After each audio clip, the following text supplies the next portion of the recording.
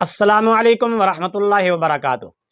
عزیزان گرامی، آج میں آپ کے لیے لایا ہوں 8 علمی پوائنٹ، 8 زبردست علمی پوائنٹ ہیں۔ میں کہتا ہوں سنیں گے تو آپ بھی اش کر اٹھیں گے۔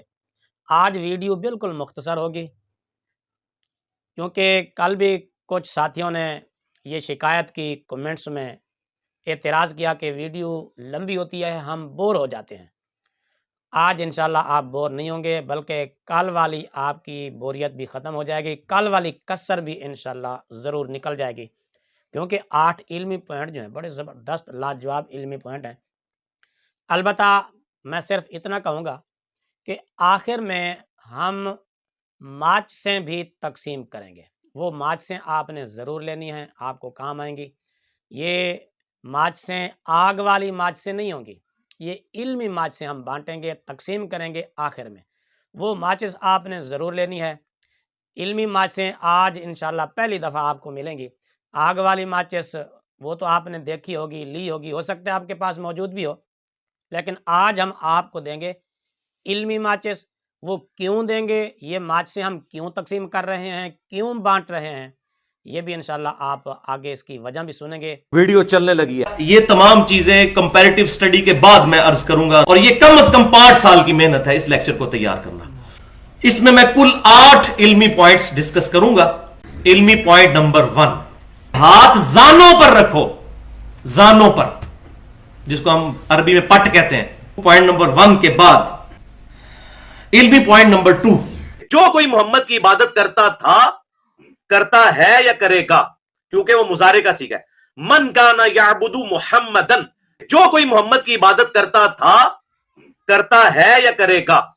علمی پوائنٹ نمبر 3، ہاں، دب عربی میں لفظ دب ہے، یہ عربی لفظ دب کا، دب عربی میں کہتے ہیں گھاس کو، یہ عربی کا لفظ ہے، قرآن میں بھی آیا یہ لفظ دب۔ اب آ جائیے جناب علمی پوائنٹ نمبر 4، بھونی ہوئی دب لا کے رکھی، عربی میں دب کہتے ہیں، دال با دب، اردو میں ہم اسے وہ گو، ویسے گو کا لفظ اپروپریٹ نہیں ہے، سانڈا لفظ ہے اصل میں، چھپکلی سے تھوڑی سی بڑی ہوتی ہے، حلال ہے، عربی میں دب کہتے ہیں، یہ عربی کا لفظ ہے، قرآن میں بھی آیا یہ لفظ دب۔ علمی پوائنٹ نمبر 5 کہ سنن نسائی کے اندر آپ چلے جائیں، 890 نمبر حدیث ہے کہ نبی علیہ السلام اپنا دایاں ہاتھ بائیں رسخ، ساد، رسخ اور ساد کے اوپر رکھا کرتے تھے، ٹھیک ہے، اور یہ زرہ پوری کی پوری بن گئی۔ کلائی یہ ہوگی، یہ کف ہے، یہ 3 چیزیں ہوگی، یہ سمجھ لیں۔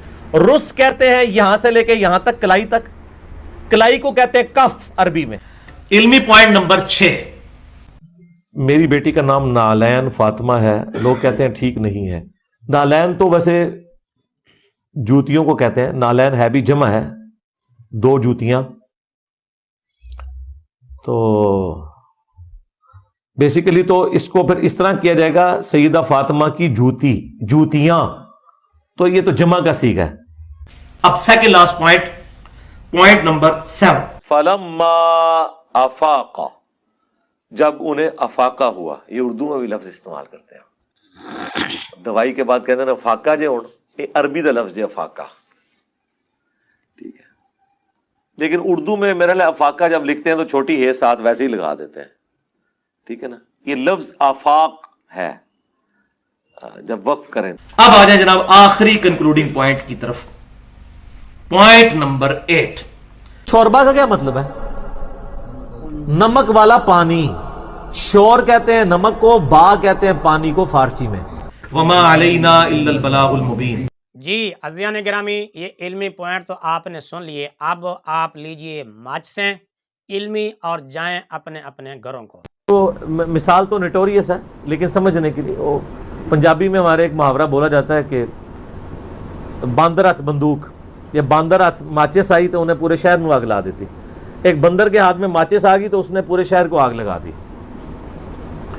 تو ہم نے تو سب کے ہاتھ میں ایک ایک ماچس پکڑا دی ہے، علمی ماچس، کہ آپ علم کی آگ نہیں، علم کی شمع روشن کریں تاکہ لوگوں کو پتہ چلے کہ سچائی کیا ہے۔ جی عزیزان گرامی، ماچسیں بھی آپ کو مل گئیں، علمی 8 پوائنٹ بھی آپ تک پہنچے، آپ امید ہے کہ سن کر محظوظ ہوئے ہوں گے، آپ نے لکھ بھی لیے ہوں گے، اگر نہیں لکھے تو آپ لکھ لیں، ہو سکتا ہے یہ علمی پوائنٹ ضائع ہو جائیں اور ہوا میں اڑ جائیں۔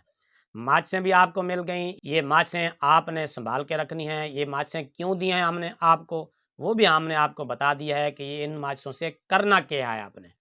इस तरह के मज़ीद इल्मी पॉइंट्स अगर आपको दरकार हों तो आप हमारे साथ जुड़े रहिए। इंशाअल्लाह हम आप तक इस तरह के इल्मी पॉइंट आप तक पहुँचाते रहेंगे।